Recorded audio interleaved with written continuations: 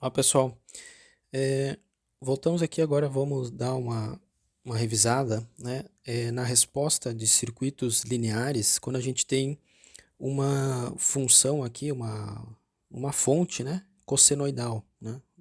Então, dado por exemplo, essa fonte independente aqui de tensão na entrada, e ela for representada por essa função aqui v de t, certo? O que essa função v de t tem? Tem um Vm, que é uma amplitude dessa função cossenoidal, amplitude do cosseno, né, e um cosseno de ômega t mais θ. O ômega, ele define a frequência, então, a frequência radiana dessa forma de onda, ou seja, quanto maior esse valor de ômega, mais ciclos a gente vai ter na, nessa forma de onda em um determinado intervalo de tempo, né? E mais um θ, que é uma fase, né? Aquela fase inicial dessa onda. Ela pode ter uma fase igual a zero, pode ter uma fase positiva, negativa, enfim.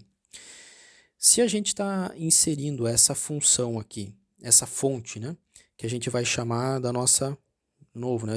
Usando a expressão forçante. Essa fonte independente é a forçante desse circuito. Então, e ela é uma função forçante V de t, né, que é igual àquela expressão lá. Se essa forçante ela é conectada a uma rede linear, um circuito linear, formado por indutor, capacitor e resistor, combinados aí, série, paralelo, ou formando uma rede qualquer, né, se a gente tem elementos lineares, ela forma uma rede linear. O que é esperado, por exemplo, de a gente ter fluindo aqui nesse trecho do circuito, né, completando o circuito, qual que é a corrente que a gente espera ter aqui? Bom, eu não sei, depende da minha rede, mas eu sei que o formato ou a forma dessa corrente T esperada, eu espero que ela tenha uma amplitude dada por um valor Im, né? E essa amplitude ela vai ser modulada também por uma forma cossenoidal, né? Se eu estou injetando aqui uma forma de tensão cossenoidal num circuito linear, eu espero que a corrente também tenha uma forma cossenoidal, né? É um circuito linear, eu não espero que injetando uma forma cossenoidal eu obtenha uma forma de corrente constante ou de corrente contínua, né? Ou uma forma de corrente triangular, né? Eu espero, se eu estou injetando uma forma cossenoidal no circuito linear, eu vou ter uma resposta também cossenoidal. E também esse cosseno ele também vai ter a mesma frequência. Então ele vai ter o mesmo ômega t. De novo, se eu estou injetando uma frequência aqui no circuito linear, eu espero obter uma mesma frequência da minha corrente. Vocês já viram isso na análise de circuitos 2, né? Só que, devido aos indutores e capacitores no circuito, esses elementos eles injetam que uma defasagem na fase dessa forma de onda. Então eu espero que a fase dessa corrente ela tenha um valor aqui que eu vou chamar de φ, que é diferente do θ, né? Então, o que a gente procura na análise desse circuito? Bom, para eu conhecer esse circuito, então, sabendo essa tensão, sabendo a amplitude dessa tensão e a frequência dessa tensão, e a fase θ dessa tensão, geralmente a gente quer descobrir qual que é a amplitude da corrente, a frequência da corrente a gente sabe que vai ser igual, e eu quero descobrir a fase, né? Ou seja, eu quero descobrir Im e φ, a amplitude da corrente Im e a fase φ, certo? Agora, isso aqui acontece no circuito real, né? E a gente busca a solução é determinar essa amplitude M e essa fase φ da corrente, né? Utilizando lá o método de análise fasorial, vocês já sabem fazer esse tipo de análise, né? Agora a gente vai dar uma olhadinha nas expressões no tempo, certo? Para a solução desse circuito. Isso aqui, bem, isso aqui é uma fonte real, certo? E ela tem valores só reais. Se, por algum motivo, vamos dizer, na verdade, por dedução matemática, ao invés de uma fonte real, eu usar um modelo de fonte imaginária, só acrescentar um J aqui, ó, um JVM cosseno de ômega t mais θ. Tá? Não existe nenhuma fonte física prática, né, que tenha que seja representada dessa forma, por um valor complexo, né? Não existe grandezas complexas aí no nosso mundo real, pelo menos, né? Então, se essa rede aqui ela continuar sendo uma rede linear, certo? Matematicamente, a gente pode chegar à conclusão que, bom, se eu estou trabalhando com uma fonte que agora ela tem um valor imaginário complexo, a minha forma de corrente esperada aqui não tem por que ser muito diferente aqui do que essa forma anterior, a não ser que ela também vai ser imaginária. Então, eu espero um valor de amplitude m, uma forma cossenoidal com mesma frequência, com uma fase diferente, né? Só que ela também vai ser imaginária, ou vai ser um J, né? Agora, se isso aqui é possível, tá? E matematicamente mas na prática nunca vai existir, né? O teorema da superposição de circuitos me diz que se eu tenho um circuito linear, portanto aqui a gente está trabalhando com fontes lineares, mesmo que ela seja imaginária, né? Ela é linear, e o meu circuito, a minha rede é linear. Então, o teorema da superposição fala que se eu estou trabalhando com circuito linear, eu posso, então, somar a contribuição de duas fontes, no caso, né, e eu vou ter ou posso avaliar as contribuições individualmente de cada fonte. Se eu somar uma fonte com a outra, eu vou ter a soma das respostas também. O que isso quer dizer? Se eu trabalhar com, de novo, um sistema hipotético aqui, em que eu tenho uma fonte e eu vou chamar uma parte real dessa fonte mais uma parte imaginária, né? A resposta que eu vou ter desse circuito linear, dessa rede linear aqui, a resposta em corrente que eu vou ter aqui do outro lado, ela também vai ter uma parte real e uma parte imaginária, tá? Se a gente fizer a análise matemática com este modelo aqui de fonte, a gente pode chegar, né, numa solução dessa forma. No meu caso prático, né, a gente vai ter lá em laboratório uma fonte puramente real. Mas se eu fizer essa abordagem aqui, utilizando real mais imaginário, a parte real da minha fonte, do meu valor complexo da minha fonte aqui, ela produz apenas a parte real da minha resposta. E a parte imaginária, ela produz somente a parte imaginária da minha resposta, tá? Assim como é feito nesse caso aqui, ó, a parte imaginária produziu somente a resposta imaginária. A fonte real, o modelo de fonte real, produz somente resposta real da minha corrente, tá? E isso aqui pode ser determinado pelo teorema da superposição, que a parte real desse meu modelo de fonte aqui produz só a parte real da minha resposta em corrente, tá? Então, se eu fizer toda a minha análise de circuitos trabalhando aqui com um modelo de fonte imaginária, complexa na verdade, né? Que tem uma parte real mais imaginária, eu posso chegar numa solução que ela é complexa, e aí se eu simplesmente descartar a parte imaginária e pegar só a parte real dessa resposta complexa, eu obtenho a minha corrente aqui verdadeira do meu circuito, tá? Professor, mas por que eu faria isso? Por que eu ia trabalhar com uma fonte complexa para lá no final chegar e querer determinar só a parte real da resposta? Porque a gente vai ver que existe um artifício aí, se a gente trabalha aqui com uma fonte que ela é complexa, com uma forçante complexa, as equações que a gente vai extrair dessa rede, a gente consegue, a gente vai ver as equações, aquelas que são íntegro diferenciais, né, uma EDO, a gente consegue transformar elas numa equação algébrica, né, que não depende nem de derivadas e de integrais, porque a gente está usando esse artifício de uma fonte complexa aqui, tá? E aí isso facilita, né, em muitos casos, a nossa solução, a análise matemática. Então a gente pode chegar à mesma conclusão, à mesma resposta, tá, real, por um caminho mais simplificado, né? Só que a gente tem que estar ciente de que esse nosso modelo de fonte aqui, de forçante do meu circuito, ele tem uma parte imaginária que é um artifício que a gente injetou lá. Unicamente para a nossa solução matemática, a ferramenta matemática dá um processo mais simples. Tá? Lá na minha resposta final, então, que eu vou obter, eu preciso, então, simplesmente desconsiderar essa resposta, a parte imaginária, porque isso aqui não é físico, não vai acontecer no meu circuito. O que vai acontecer é só a parte real. Tá bom? Então, a gente vai ver isso em um exemplo aí. Bem, vamos pensar que a gente tem um circuito agora, um RL, né? E ele está conectado, tem uma fonte independente de corrente alternada. E essa fonte VT aqui de corrente alternada, ela é representada por essa expressão. Ela tem uma amplitude Vm e uma modulação aqui cossenoidal, um cosseno de ômega t, né? Mais um θ, só que esse θ no caso aqui é zero. A gente pegou, escolheu ou tomou a nossa fase da tensão como referencial 0 graus, né? De fase zero. Então ela é dada por essa fonte real do meu circuito, né?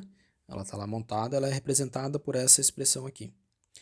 Então, como esse meu circuito ele é linear, ele é formado por um indutor e resistor, são elementos lineares, eu posso esperar, eu espero, na verdade, que a corrente, embora não conheça esses valores, ela tenha uma modulação parecida, que vai ser dada por uma amplitude m, e também vai ter uma forma cossenoidal de onda, com a mesma frequência ômega-t. Só que com uma fase diferente, porque o indutor e capacitor, não tem capacitor aqui, mas o indutor, ele acrescenta, né, na forma de onda, ele atrasa a corrente em relação à tensão, então ele acrescenta uma defasagem diferente. Então eu vou botar um valor φ aqui diferente. Eu não conheço, aqui na minha fonte, a princípio, a priori, a gente já pode conhecer o valor da amplitude, deve conhecer, né, Vm e o θ. Eu estou dizendo que o θ aqui é zero. Mas da minha corrente é justamente o que a gente está procurando. Qual que vai ser a amplitude dessa corrente e qual que vai ser essa fase φ, né? Em regime permanente, certo? Beleza. Então, bem, dado isso aí, agora vamos fazer o seguinte. Se eu escrever uma expressão dessa forma aqui, Vm cosseno de ômega t. Beleza. Isso aqui é igual aqui a minha função Vt. Só que eu vou escrever aqui mais um termo, mais j cosseno de ômega t. Cosseno não, mais j seno de ômega t. O que eu estou fazendo aqui? Eu estou incluindo uma fonte hipotética imaginária no meu modelo, certo, de circuito. Eu estou pegando a fonte real, que é a minha forçante real, que eu já representei, o Vm cosseno de ômega t, e agora estou incluindo uma forçante imaginária, tá? Para que eu possa somar as duas e ter uma fonte hipotética complexa, ok? Vamos seguir nessa linha. Então, se eu somar esse termo aqui, tá? Lá pela identidade de Euler, isso aqui eu posso dizer que ele é igual, ó, eu esqueci aqui de um Vm aqui, ó. Aqui também tem o Vm, J, seno de θ, ou melhor dizendo, vamos escrever primeiro J, Vm, seno de ômega θ. Ômega t, né? Não é ômega θ, ômega t. Certo? Então, Vm seno de ômega t e Vm cosseno de ômega t. Isso aqui, pela identidade de Euler, eu posso escrever como simplesmente o Vm é a amplitude ali, né? Mas cosseno de ômega t mais j seno de ômega t, eu posso escrever como E na j ômega t. Né? Essa parte aqui é a identidade de Euler que nos diz, né? E elevado na j ômega t, né? Ela é igual a cosseno de ômega t mais j seno de ômega t. Né? Então eu posso escrever essa expressão aqui, né, dessa forma. E aí o que significa, o que representa essa expressão? Bom, essa parte aqui é a parte real. Essa parte real representa a minha fonte verdadeira, certo? Essa parte imaginária é um artifício que eu criei. Essa parte imaginária aqui, eu criei uma hipotética, uma fonte imaginária, complexa, né? Que tem só a parte imaginária, para poder somar as duas e representar elas aqui, como uma parte que vai ter uma parte real mais uma parte imaginária. Ou representar simplesmente dessa forma, tá? Por que isso? Porque daí eu não preciso mais trabalhar com a forma de cosseno, eu consigo trabalhar com a forma exponencial, com o e, né? O e vai nos facilitar a resolução matemática da nossa equação que a gente vai extrair do circuito, tá? Para excluir essa forma cossenoidal, beleza? Então eu consigo tirar essa componente oscilatória aqui do cosseno e trabalhar agora com uma função exponencial que vai ser mais simples de ser solucionada, tá? Então vamos lá, seguindo nessa linha aí, né? Abram aí as suas mentes para se permitir acrescentar no meu modelo de fonte uma parte imaginária. Ela não existe na prática, mas é só um artifício. Então eu vou representar a minha fonte agora, a minha forçante do circuito. Eu vou representar, né, por uma fonte complexa, que tem um módulo Vm e uma parte complexa dado por J ômega T, certo? Essa aqui agora é a minha forçante do meu circuito RL. Se eu tenho essa forçante e o meu circuito é linear, então eu espero que a resposta a essa forçante do meu circuito, certo? Ou seja, a corrente do meu circuito, ela tenha um formato parecido. Vai ser dada uma amplitude da corrente, vai ter aqui uma exponencial, só que essa exponencial vai ter o quê? Ela é um J, ela tem a mesma frequência ômega-t, mas ela tem uma fase diferente, né? Porque o indutor, ele insere defasagem na corrente. Então, eu espero que a minha resposta tenha esse tipo de formato, ou de forma aqui, né, de representação, tá? Então, isso aqui, ó, é uma fonte complexa e é uma resposta de corrente complexa, ok? Beleza, a gente está interessado no final do circuito em saber qual que é só a parte real dessa resposta aqui, ó. Não me interessa a parte imaginária porque ela não existe na prática, mas daqui eu posso extrair só a parte real dessa resposta e eu tenho o comportamento verdadeiro do meu circuito, certo? Beleza. Voltando ao nosso circuito, então, eu vou desenhar aqui de novo, tá? Como nosso circuitinho RL, com uma corrente e uma tensão aqui da minha forçante, tá?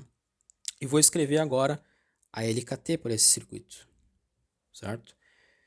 Então eu tenho menos V de T aqui, vou chamar, que é a minha forçante da função, mais o potencial sobre o resistor. Quanto que vale o potencial sobre o resistor? Vale a resistência RI vezes a corrente I que atravessa ele. Então, mais R vezes I, também I de T, né? E o potencial no indutor, ele é dado pela relação tensão no indutor é dado pela indutância L vezes a taxa de variação da corrente. Então, é vezes dI dt. Então, a tensão no indutor é mais L dI dt. E isso tudo é igual a zero, certo? Aqui está a nossa equação, né, extraída do circuito. É essa equação aqui que tem que ser respeitada para esse circuito ele ser ela que representa, né, o comportamento desse circuito, né, o comportamento da tensão em relação à corrente nesse circuito. É dado por essa equação, que é uma equação, é uma EDO, né, uma equação íntegro diferencial. Então, para a gente solucionar, né, claro que a gente tem ferramentas para fazer isso, mas para solucionar essa equação íntegro diferencial, a gente tem que usar artifícios aí de integrais e derivadas. E às vezes, né, isso leva a processos mais complexos do que simplesmente resolver uma equação de primeiro grau. Aqui é uma EDO do primeiro grau. Se eu resolver uma equação do primeiro grau, ax mais b igual a zero, é muito mais simples, né? Do que resolver uma EDO de primeiro grau, de primeira ordem, enfim. Mas tudo bem. Essa aqui é a nossa equação primordial que rege o comportamento desse circuito. O que nós vamos fazer? Vamos substituir agora esses termos aqui, V e I, pelo que a gente modelou como a gente espera que a resposta tenha essa forma complexa e a gente espera que a forçante tenha essa forma complexa também. Tá? Então, em V, deixa eu só reescrever aqui, ó, isolar. V de t, né? Eu espero que ele seja igual, ele tenha uma identidade com R vezes I mais L vezes DI dt. Então, se eu pegar lá as minhas expressões, ó, V, eu vou dizer que a minha fonte, a forçante, é igual a essa expressão. A minha corrente, a minha resposta, é igual a essa expressão. E eu preciso aqui, ó, da derivada dessa expressão de corrente. Então, a derivada dessa expressão que a gente chamou lá, da minha corrente, IM e na J, ômega t mais uma fase φ, certo? Lembrando, IM é constante no tempo, né? Então, a derivada é simplesmente IM. E aí eu tenho a derivada da função exponencial com esse expoente. A derivada da função exponencial é só derivar o expoente lá. Então, a derivada temporal desse expoente, eu tenho j ômega t, ele depende de t, então a derivada é simplesmente j ômega.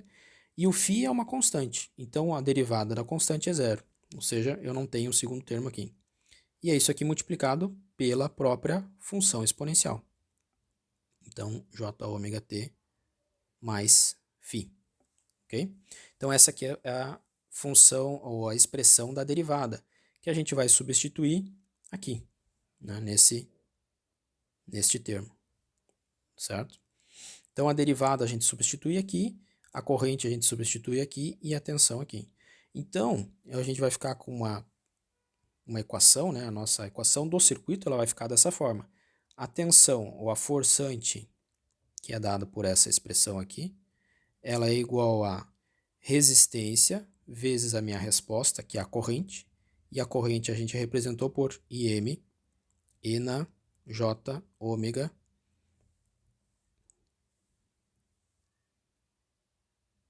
t mais φ, né? A corrente tem uma fase diferente, mais a indutância vezes a derivada da minha corrente, dá tudo isso aqui.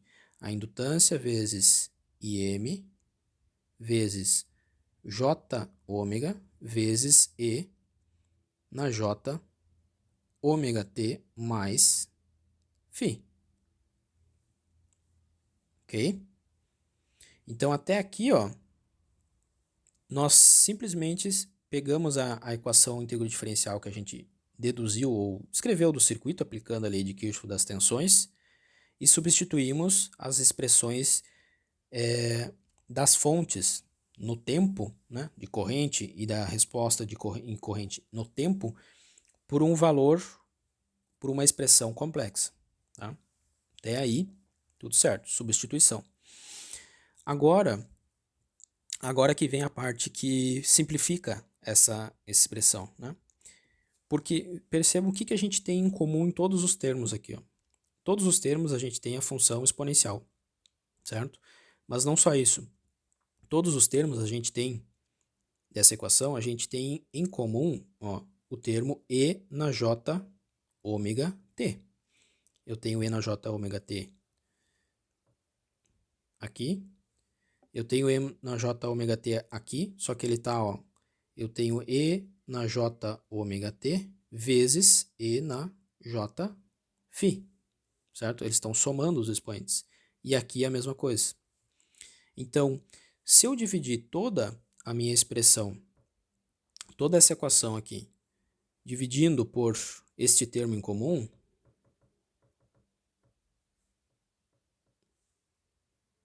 E na J ômega T, certo? O que me sobra, o que me resta aqui nessa equação? Sobra Vm igual R vezes Im, e aqui, ó, né, nesse termo, eu vou eliminar esse cara, mas eu continuo com esse aqui. Então, eu vou ter aqui Vm igual a R vezes Im vezes E na J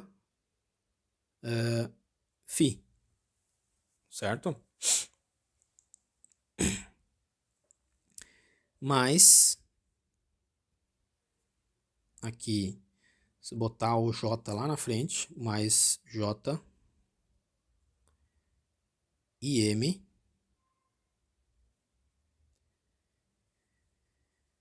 L, ou ômega L, né? Ômega L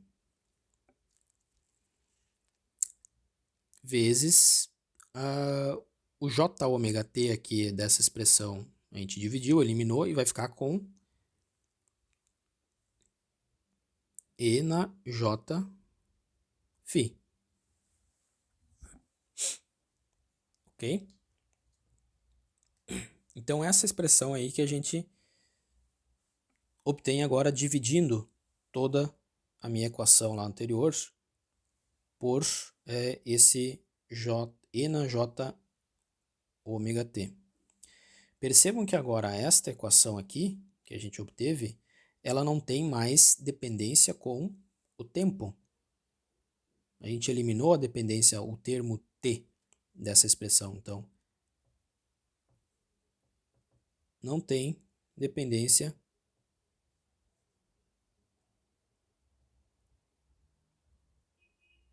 temporal. Ou seja, a gente eliminou a dependência temporal. Mas lembra que esse E na Jφ aqui, né? A gente eliminou o ômega aí da jogada e o T. Esse E na Jφ, ele tem uma fase, ele tem frequência aí presente. Então, na verdade, o que a gente fez? Ao dividir aqui por ômega T, essa divisão por esse termo, a gente mudou o domínio daquela equação que era do domínio, essa aqui era do domínio do tempo, certo? E agora essa equação aqui, ela passa a ser no domínio da frequência, né? A gente transformou ela para o domínio da frequência. Tá? Então a gente não tem, ao eliminar esse termo aqui, agora a gente tem simplesmente uma equação, eliminamos também as integrais e as diferenciais, né? E que ela é uma equação algébrica, eu só tenho termos lineares aqui presentes. Então, se eu aplicar, ou se a gente simplificar ela de novo, né?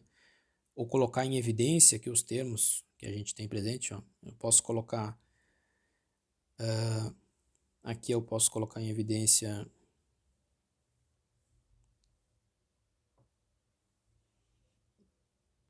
o IMJφ, ó, IM e na Jφ, né? A gente vai ficar com a expressão dessa forma aqui. Então, Vm é igual a, botando em evidência Im e na Jφ, certo? Vezes R mais J ômega L, correto? Então, essa expressão aqui, ó, ela ainda me rege o comportamento daquele circuito. E eu posso reescrever ainda de outra forma. Como eu estou interessado em descobrir ou determinar qual que é a minha corrente IM e o Jφ, eu posso isolar, então, o que é de meu interesse em definir. Para um lado, né, IM e E elevado na Jφ. Eu quero determinar a amplitude de IM e o valor de φ, né? Então, isso aqui vai ser igual ao quê? A Vm dividido por R mais J ômega L. Isso aqui deve estar parecendo familiar para vocês, não? Eu imagino que deve ter alguma coisa que vocês já acharam familiar aí nessa expressão, tá? E realmente, né, deve ter, né? Deve ter.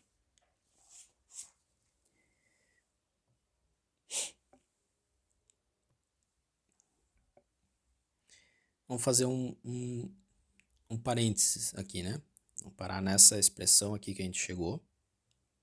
Não é a nossa solução final ainda, mas vamos fazer um parênteses. Quando vocês viram impedância em circuitos de corrente alternada, vocês determinaram lá que um resistor, qual é a impedância dele? A impedância Z, né, que a gente chama, ou a impedância de circuitos aí a gente utiliza números complexos, ela tem uma parte real e uma parte imaginária. Para o caso do resistor, a impedância ela só tem o resistor é a parte real e a parte imaginária é J0. A parte imaginária é zero. E o indutor? O indutor, a impedância, vou chamar aqui ZR e ZL, a parte real da impedância do indutor é zero, é nula, né? Se definiram isso. E a parte imaginária dele, né, é menos, ou aliás, mais J, o quê? Que a gente chamava lá de XL. O que é o XL? O XL, vocês lembram? Do indutor, a gente definiu lá como 2πf vezes L. Ou XL é ômega L. Então, a impedância do indutor, ZL, ela é simplesmente J ômega L, né, o valor dela. E quando a gente tem dois elementos, duas impedâncias em série, um resistor e um indutor, qual que é a impedância total aqui, a impedância equivalente? A impedância é a soma das em série, né? Assim como a associação de resistores a impedância equivalente é a soma das impedâncias. Então, se eu tenho uma impedância aqui do resistor é só a parte real e do indutor é só a parte imaginária, x ômega L, certo? Se a gente tá, que forma que a gente está escrevendo aqui essa forma retangular, essa forma complexa, né, já falei, na forma retangular, na notação, na representação retangular, né? Se eu escrever isso aqui na forma polar, né, lembram lá, representando essa impedância no plano complexo, eu tenho lá um valor R na parte real e um valor de impedância ômega L no eixo imaginário. E a minha impedância é formada, isso aqui é a minha impedância. Eu tenho um módulo Z e um ângulo φ da minha impedância. Quanto que vale aquele módulo Z? O módulo de Z, o módulo da impedância, é eu pegar os meus catetos aqui, eu tenho um triângulo retângulo, R ao quadrado, mais ômega ao quadrado vezes L ao quadrado, porque é os dois termos ao quadrado, e eu tiro a raiz disso aqui. Isso aqui é aquele meu módulo. E quanto que vale aquele ângulo φ? Bom, se eu tenho um ângulo φ aqui, eu tenho dois lados do cateto, né? Eu tenho aqui o cateto oposto, isso aqui vale ômega L. Então, isso aqui é uma relação de tangente, né? A tangente de φ é igual a ômega L sobre R. Então, se eu quero saber o ângulo φ, eu tenho a tangente na menos 1, ou o arco tangente, de ômega L sobre R, certo? Olha só o que a gente chegou aqui. O que é R mais J ômega L? Que está aqui embaixo. É a impedância desse meu circuito. Ó, é a impedância do circuito série RL. O que é a expressão aqui, o VM? É a amplitude da minha fonte, né? E o que é o que vai dar aqui, ó, a amplitude da corrente, né? A amplitude da minha fonte dividido pela impedância do circuito, pela impedância equivalente do circuito, né? Análise fasorial, vocês aplicaram, não fazia por esse caminho? Faziam, né? Então, não por coincidência, na verdade, né? Que aqui a gente tem, resolvendo a expressão lá partindo da equação diferencial do meu circuito, chega-se numa expressão dessa aqui, em que a corrente IM ela é proporcional a VM dividido por essa expressão R mais J ômega L, ou seja, a impedância do circuito. Tá? Então, fechando o nosso parênteses ali. Continuando a análise ou a dedução daquela expressão. Né? Então, a gente chegou lá, que é a minha corrente, IM, vezes E na J φ, ela é igual a uma expressão que é dada por VM dividido por R mais J ômega L. Aqui, né? Aqui que a gente chegou por enquanto. Beleza.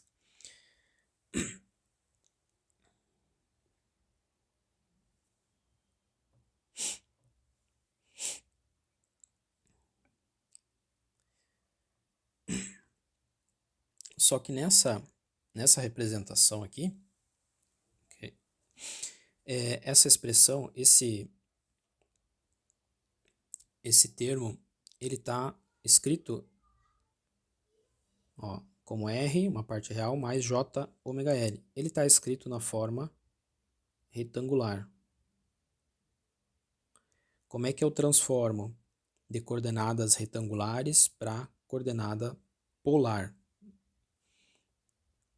Porque fica mais fácil para a gente fazer essa divisão, né? Coordenada polar.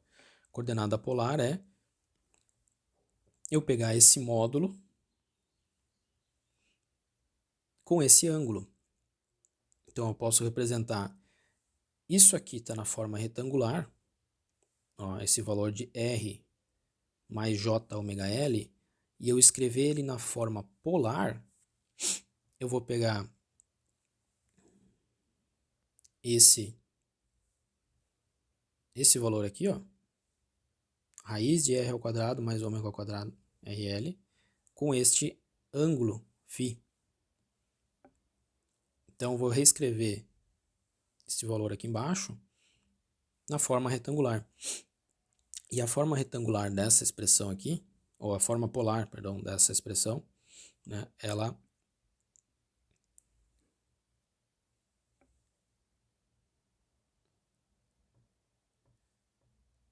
vai ficar com o módulo desse meu valor complexo aqui, que é a parte real ao quadrado, mais a parte imaginária ao quadrado, vezes, e um ângulo, né? Então, vezes uma expressão aqui que é um E na J, e um ângulo aqui, que eu vou chamar, para não confundir com esse φ aqui, ó, tá? Que eu estou convertendo esse cara, um J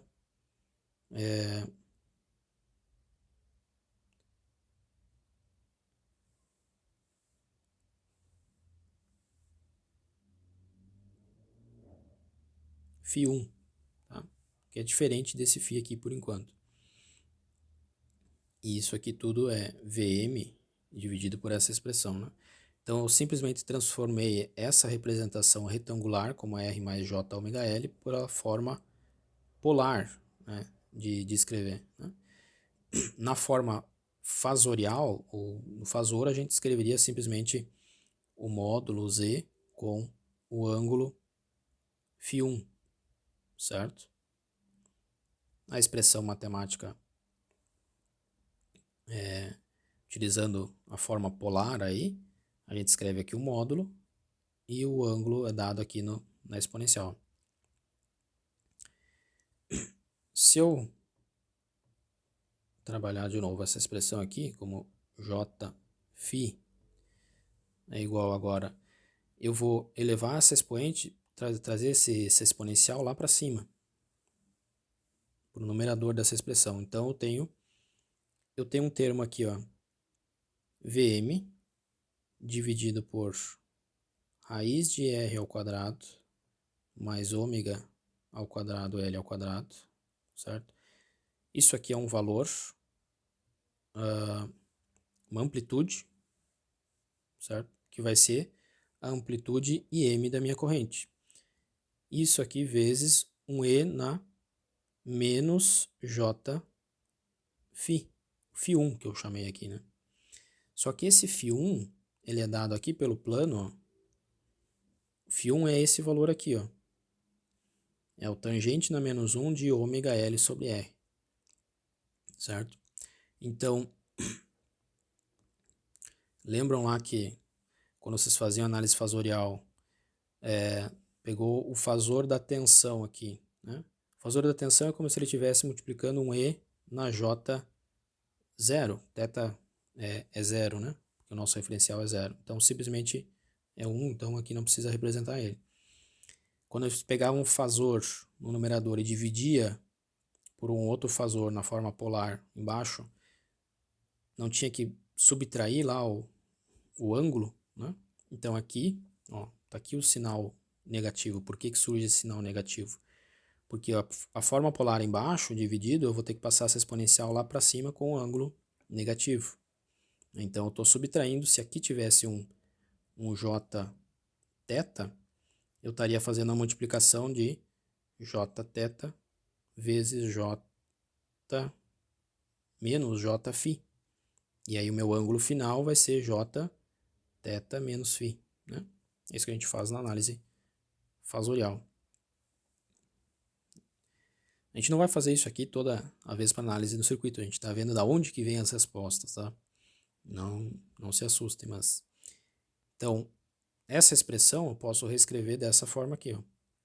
E esse Jφ, ou esse φ1, na verdade, ó, é o arco tangente, né?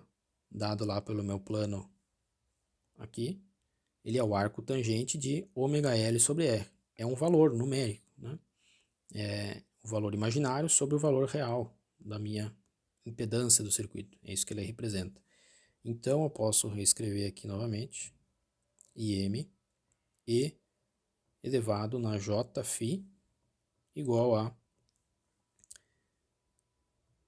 um valor numérico aqui que é o módulo da minha impedância, R ao quadrado, ômega ao quadrado, L ao quadrado, Vm vezes uma exponencial de J, e se eu substituir toda aquela expressão aqui, eu tenho menos tangente na menos 1 de ômega L sobre R. Se eu comparar os dois termos aqui agora, se eu comparar aqui os termos em comum, tá? O que eu tenho? IM, ó, tem que ser igual a esse termo aqui. Então, por comparação, eu consigo deduzir que a amplitude da minha corrente IM é dada pelo quê? A amplitude Vm da minha fonte, do meu forçante, dividido por essa expressão R ao quadrado mais ômega ao quadrado L ao quadrado. Por comparação, eu consigo deduzir isso aqui. E, por comparação, aqui também, ó,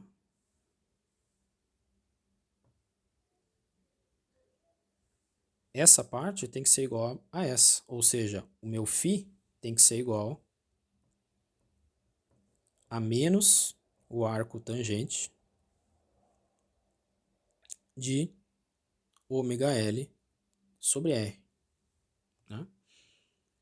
Ó, a amplitude da corrente é dada por essa expressão e a fase da corrente vai ser dada por esse φ aqui. O que é muito similar, né, ou na verdade é idêntico ao que a gente obtém pela análise fasorial. Né? De novo, a gente está vendo aqui o processo para entender como é que ele se comporta, vai se comportar. A gente quer chegar lá na resposta em frequência. Tá? Então, esse aqui é os valores de IM e φ. Só que ele ainda não é, a gente quer uma expressão temporal da corrente. Lá no início do problema, a gente queria determinar para esse circuito aqui, ó, uma expressão da corrente, não em valores eficazes, mas válida no tempo, uma resposta temporal. A gente injetou uma corrente, uma fonte aqui complexa, né? E nessa etapa aqui, ó, a gente dividiu tudo por E na J ômega T. Se a gente pegar, se vocês pegarem, se a gente for pegar essa expressão aqui, ó, essa expressão, e multiplicar de novo agora por J ômega T, toda essa expressão aqui, tá? Se eu pegar esse Vm sobre raiz de R ao quadrado, ômega ao quadrado, L ao quadrado, vezes E na J φ, não vou escrever de novo todo esse menos tangente aqui, né? E agora, se eu multiplicar tudo isso aqui de novo por E na J ômega T, certo? A gente consegue chegar na expressão, e aí eu vou pegar só a parte real, né? Aí a gente vai chegar numa resposta completa, que tem parte real e imaginária na nossa solução. Eu vou chegar num valor de I dt, uma expressão que tem uma parte real mais uma parte imaginária. A parte imaginária não me interessa, porque foi só um artifício matemático para fazer desaparecer aquelas equações integro-diferenciais. Se eu pegar só a parte real dessa expressão aqui, ó, eu tenho a minha resposta física do circuito, da corrente no tempo. Eu tenho a expressão para a corrente do tempo. Eu posso fazer por esse caminho, multiplicar aqui de novo pela expressão E na J ômega T, ou lá do princípio do problema, também a gente analisou o seguinte: bom, se a minha forçante tem esse comportamento, a minha resposta tem esse comportamento, a gente pensou também o seguinte, que se essa aqui é a minha função real da minha fonte, da minha forçante, essa aqui deve ser a minha expressão da resposta. Né? Ela deve ter a mesma cara, comportamento similar. Ó, o IM a gente achou o valor de IM e o φ também. Então eu posso substituir o IM e o φ nessa expressão aqui, e essa aqui é a minha expressão para a corrente no tempo. Então, a minha resposta completa para a corrente em qualquer instante do tempo nesse circuito aí, ele vai ser dado por IM cosseno de ômega t mais φ, sendo IM é aquela expressão Vm dividido por raiz de R ao quadrado mais ômega ao quadrado L ao quadrado. Da onde que vem esse termo aqui, ó? Lá da impedância do meu circuito, né? Mas ele surge naturalmente. Lembre que a gente escreveu a equação diferencial do circuito, a LKT, e essa expressão, esse termo aqui, ó, R ao quadrado mais ômega L ao quadrado, ele surgiu da própria equação, né? Só que ele surgiu na forma retangular, surgiu como R mais J ômega L. Na forma polar, convertendo ele, fica R ao quadrado mais ômega ao quadrado L ao quadrado. Então, essa expressão aqui é o valor de IM, vezes cosseno de ômega t, igual a da minha fonte, mais um φ. Quanto que vale o φ? Vale isso aqui, ó, menos, então vou escrever menos ali, porque o φ é negativo, que a gente achou, então menos tangente na menos 1, deixa eu usar aqui um colchetes, tangente na menos 1 de ômega L sobre R. Tá? Então, essa aqui, ó, a análise fasorial, simplesmente não...